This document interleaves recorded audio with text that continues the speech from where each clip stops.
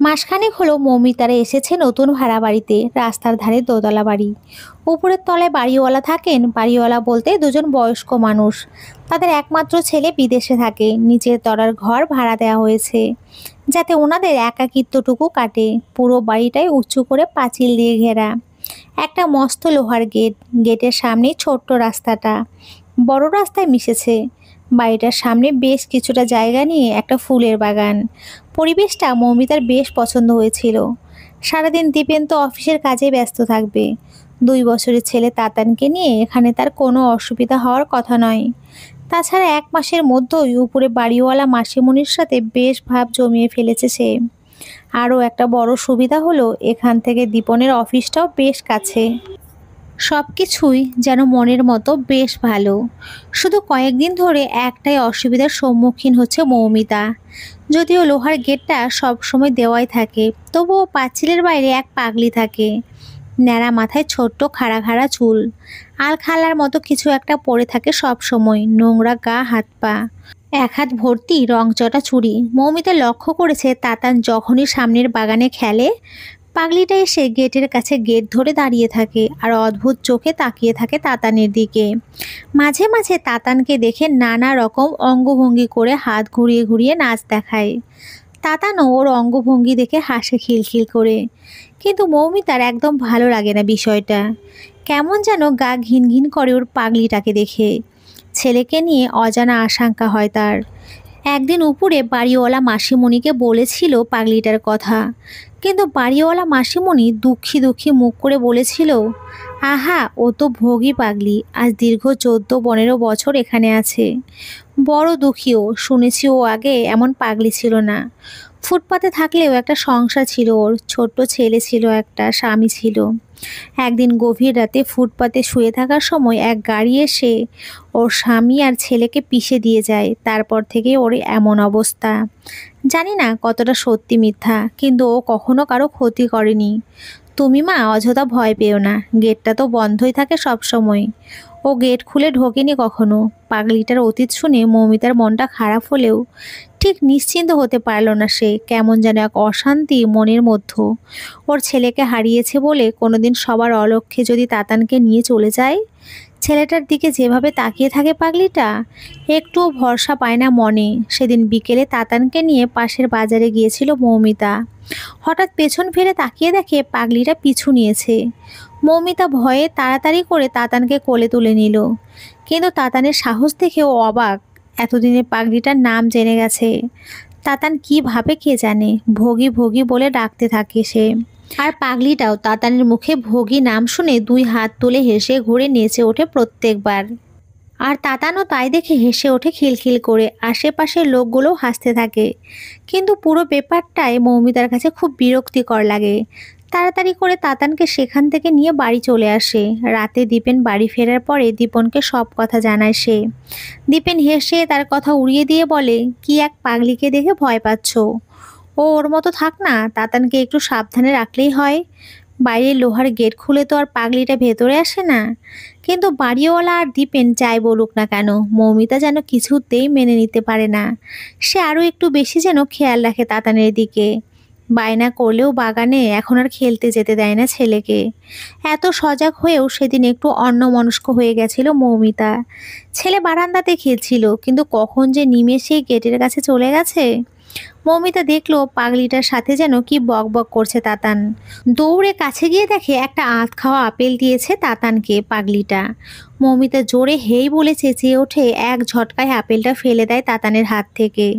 ছেলের মুখ টিপে দেখে নোংরা আপেলটা ছেলে খেয়েছে কিনা। তাতান হঠাৎ করে মায়ের ওইভাবে চেঁচানো শুনে কেঁদে ওঠে। পাগলিটাও কেমন হক চকিয়ে যায়, কিন্তু এক চুলও নড়ে না গেটের সামনে থেকে। ছেলেকে কোলে তুলে ঘরে আনার সময় পেছন ফিরে দেখে পাগলিটা ই করে চেঁচাচ্ছে আর জোরে জোরে গেটের উপরে মাথা ঠুকছে রাগের চোটে। বেশ ভয় লাগে মৌমিতার। মনে মনে স্থির করে সে, না আর নয়, এই আপদটাকে এখান থেকে বিদায় করতেই হবে যে করেই হোক। ইস, ওই আধ খাওয়া নোংরা আপেলটাতে যদি আর একটু হলে কামড় দিত তাতান। ঘৃণায় মৌমিতার মুখ কুঁচকে ওঠে। ওই দিন রাতে দীপেনের কাছে আপেলের কথা বলাতে দীপেন একটু রেগেই যায় ভোগীর উপরে। বলছিল কাল সকালে দেখছি বাড়িওয়ালাকে বলে কি ব্যবস্থা করানো যায়। সেদিন অনেক রাত্রে হঠাৎ করে পাগলিটার থেকে থেকে চিৎকার করে করে কেঁদে উঠছিল বারবার। সেই কান্না শুনে মৌমিতা ভয়ে ছেলেকে আরও কোলের কাছে টেনে নিয়েছিল। পরের দিন সকালবেলায় উঠে দীপেন গেট খুলে পাগলিটাকে কোথাও দেখতে পেল না। যদিও দেখতে পেলেও যে কী করতো সে জানে না। অফিসে যাবার সময় পাগলিটাকে দেখলো না। তারপরেও প্রায় 2 সপ্তাহ কেটে গেছে। অদ্ভুত ব্যাপার, পাগলিটাকে আর দেখা যায়নি। ওই দিনের পর থেকে পাগলিটা যেন হাওয়ায় উড়েই গেছে। যাক, আপদ বিদায় হয়েছে। এইভাবে মৌমিতা মনে মনে শান্তি পেয়েছিল। আর কয়েকদিন পরেই পুজো, মার্কেটিং আর টুকটাক কেনাকাটার জন্য যতবারই সে বাইরে বেরিয়েছিল ততবারই গেটের কাছে পাগলিটা যেখানে থাকতো সেই দিকে চোখ চলে যেত। তারপর পাগলিটাকে সেখানে দেখতে না পেয়ে বেশ স্বস্তি বোধ করতো সে। এখন আর বাগানে সে ছেলেকে খেলতে বাধা দেয় না। ধীরে ধীরে ভোগী পাগলির আতঙ্কের কথা ভুলে যায় মৌমিতা। আজ মহালয়ার সকাল, দীপেনের ছুটি, খুশির আমেজ। বারান্দায় বসে খবরের কাগজে চোখ বোলাচ্ছিল দীপেন। মৌমিতা রান্নায় ব্যস্ত, তাতান বল নিয়ে বাগানে খেলছিল। খবরের কাগজে চোখ বোলাতে বোলাতে ছেলের দিকে খেয়াল রাখছিল দীপেন। কোথায় যেন কেউ বীরেন্দ্র কৃষ্ণ ভদ্রের মহালয়া চালিয়েছে। গান হচ্ছে, তাতে বাজলো তোমার আলোর বেনু। দেবী বন্দনায় পরিবেশটা বেশ মনোরম, খুব ভালো লাগছিল দীপেনের। হঠাৎ তাতানের খিলখিল হাসির শব্দ শুনে তাকিয়ে দেখে তাতান গেটের কাছে আবার সেই ভোগী পাগলিটা। দীপেনের ভুরু কোঁচকালো, এতদিন পরে আবার হঠাৎ আজ কোথা থেকে জুটলো? বলটা মনে হয় গেটের কাছে চলে গিয়েছে। পাগলিটা বলটা হাতে করে নিয়ে আস্তে করে ছুঁড়ে দিল তাতানের দিকে। তাতান বলটা নিয়ে ইচ্ছে করে আবার পাগলিটার দিকে ছুঁড়ে দিল। দুজনে বেশ খেলায় মেতেছে। কি অদ্ভুত নির্মল হাসি পাগলিটার মুখে। তাই দেখে দীপেন আর কিচ্ছু বলতে পারল না। খারাপ লাগছিল না আর তার, কি বলবে। মনে মনে ভাবলো মৌমিতা অযথায় ভয় পায় পাগলিটাকে। ছেলেটার কোনো ক্ষতি তো করছে না পাগলিটা। কিন্তু মুহূর্তের মধ্যে কিছু বোঝার আগে এক বিশাল লরি বড় রাস্তা পেরিয়ে বাড়ির পাঁচিলের গেট ভেঙে সজোরে ঢুকে পড়ল বাগানের ভিতরে। পাগলিটার আর্ত চিৎকার আর বিশাল আওয়াজে আশেপাশের মানুষ দৌড়ে আসে। ততক্ষণে বাড়িওয়ালা আর মৌমিতাও আওয়াজ শুনে কিছু বুঝতে না পেরে বেরিয়ে আসে ঘরের ভেতর থেকে। দীপেন তখনও খবরের কাগজ হাতে কিং কর্তব্য বিমূঢ়ভাবে উঠানো স্থির দাঁড়িয়ে। ঘরের বাইরে বেরিয়ে সে মৌমিতা পরিস্থিতি বুঝে ভয়ে চিৎকার করে ওঠে, তাতান তাতান বলে। মৌমিতার চিৎকারে দীপেনের সম্বিত ফেরে। বিশাল দৈত্যের মতো লরিটার সামনে পাঁচিল আর গেটের ধ্বংসস্তূপের মতো পাগলিটা উপুর হয়ে পড়ে রক্তে ভেসে যাচ্ছে। দীপেনের বুকটা ধক করে ওঠে। এখানেই তো তাতান দাঁড়িয়েছিল একটু আগেই, কোথায় সে? ধুলো আর ধোঁয়ার মধ্যেও তাতানকে কোথাও দেখা যাচ্ছে না। মৌমিতা পাগলের মতো কাঁদতে থাকে। দীপেন ছুটে যায় সেখানে। তাতান দাঁড়িয়েছিল। ততক্ষণে আশেপাশের কয়েকজন পাগলিকে লরির সামনে থেকে সরানোর চেষ্টা করে। কোনো রকমে টেনে পাগলিকে সরাতেই তার বুকের তলা থেকে অক্ষত অবস্থায় পাওয়া যায় তাতানকে। ঘটনার আকস্মিকতা, প্রবল ধাক্কা আর আওয়াজে কিছুক্ষণের জন্য হকচকিয়ে গেছিল তাতান। মৌমিতা, দীপেন দৌড়ে ছেলের কাছে গেল। ধরে প্রাণ এলো যেন তাদের। মৌমিতা ছেলেকে কোলে নিয়ে চুমুই চুমুই ভরিয়ে দিল। দীপেন পাগলিকে হাসপাতালে নিয়ে যাওয়ার জন্য ব্যস্ত হয়। কিন্তু তার আর দরকার হয় না। পাগলির নিতর দেহ দেখে বোঝা যাচ্ছিল সে আর বেঁচে নেই।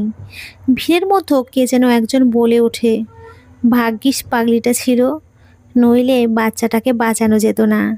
মৌমিতা ছেলে কোলে পাগলিটার কাছে যায়। বুক থেকে তার কান্না ঠেলে আসে। বাড়িওয়ালার কাছে শোনা গল্পটা তার মনে হয়। হয়তো তার ছেলের মধ্যে নিজের মৃত সন্তানকে ফিরে পেয়েছিল পাগলিটা। আর সে শুধু পাগলি হওয়ার ভয়ে আর আতঙ্কে তাকে আপদ ছাড়া কিচ্ছুটি ভাবেনি। মনে মনে বারবার ক্ষমা চায় সে মৃত পাগলিটার কাছে। ভোগী পাগলির নিতর দেহের দিকে তাকিয়ে তার সন্তানের প্রাণ বাঁচানোর জন্য শত কোটি প্রণাম জানায় মৌমিতা। সত্যি তো, পাগলিটা আজ গেটের কাছে না থাকলে তাতানকে ফিরে পেত না তারা। মা যেমন সন্তানকে বুকের তলায় আগলে রাখে, তেমনিভাবে তার তাতানকে আগলে বাঁচিয়ে রেখে দিয়ে গেল ভোগী। আজ মহালয়া, দেবী মা হয়তো ভোগী পাগলিকে পাঠিয়েছিল তার সন্তানকে রক্ষা করার জন্য। নইলে আজ অনেক দিন পরে হঠাৎ করে কেন, কোথা থেকে? ওই সময় গেটের সামনে তার ছেলেকে আগলে দাঁড়িয়েছিল সে। তাতান পাগলির দিকে তাকিয়ে। ভোগী ভোগী বলে চেঁচিয়ে ডাকে। ছোট্ট ছেলে তারপর একটু অবাক হয়ে যায়। তার ডাকে আজ আর ভোগী পাগলি হাততালি দিয়ে দুহাত তুলে নেচে উঠে দাঁড়ায় না কেন? সেই সময় কোনো এক দূর প্রান্ত থেকে রেডিওতে ভেসে ওঠে, ইয়া দেবী সর্বভূতেষু শক্তিরূপেণু সংস্থিতা, নমতস্যৈ নমতস্যৈ নমতস্যৈ নমো নমঃ। তো বন্ধুরা, তোমরা সকলে খুব ভালো থেকো, সুস্থ থেকো। সকলকে অসংখ্য ধন্যবাদ। নমস্কার বন্ধুরা, খুব ভালো থেকো।